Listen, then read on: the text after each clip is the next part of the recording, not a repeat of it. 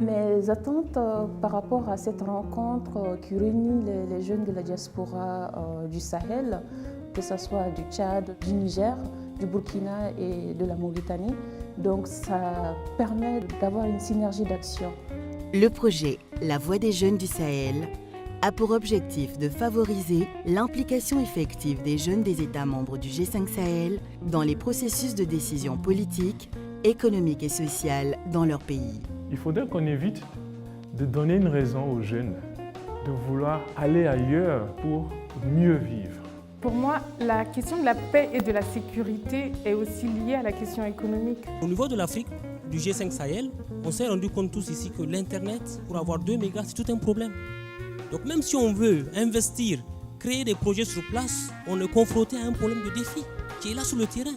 Mis en œuvre par le Centre pour le dialogue humanitaire HD et cofinancé par l'Union européenne et le Royaume du Danemark, l'initiative réunit 1250 jeunes au sein d'espaces de dialogue qui leur permet d'échanger entre eux, mais aussi avec leurs institutions locales, nationales et régionales sur plusieurs thématiques clés que sont la formation académique et professionnelle, l'accès au marché du travail, la participation citoyenne des jeunes, la tentation de la migration et le phénomène de la radicalisation religieuse. Excellence, chers amis de l'Union européenne, chers jeunes de la diaspora, merci à vous d'avoir pris ce temps pour venir écouter la voix des jeunes du Sahel.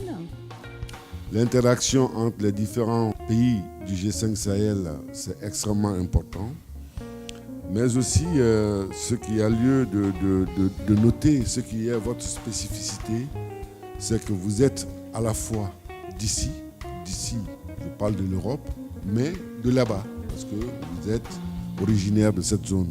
Le discours de Monsieur l'ambassadeur du Mali, je suis tout à fait d'accord avec vous, mais après on a aussi besoin d'un soutien, de quelqu'un qui nous écoute. Je pense que c'est le rôle des attachés culturels, mais que parfois ils ne sont pas très à l'écoute de nos projets, qui ne nous soutiennent pas. C'est à nous de le faire et c'était aussi l'une des principales missions de cette conférence.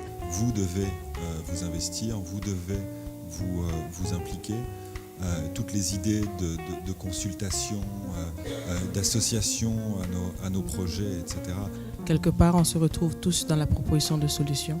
Je me suis moi-même reconnue dans beaucoup de ces propos et j'ai vu beaucoup de propos aussi qui ont été tenus sur le terrain.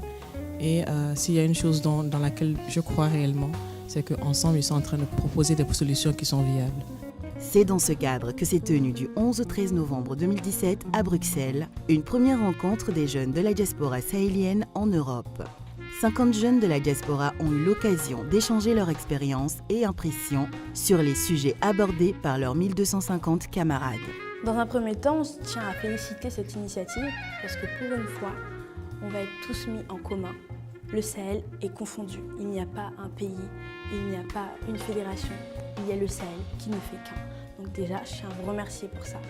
Et pour la première fois, on va être écouté par tous, non seulement par l'Union européenne, mais aussi par les autorités africaines. Donc je trouve que c'est pas mal. Et j'attends vraiment qu'on nous écoute et que nous, on puisse mettre en place nos perspectives, nos opportunités, nos structures qu'on souhaite développer là-bas et travailler avec les jeunes de la diaspora.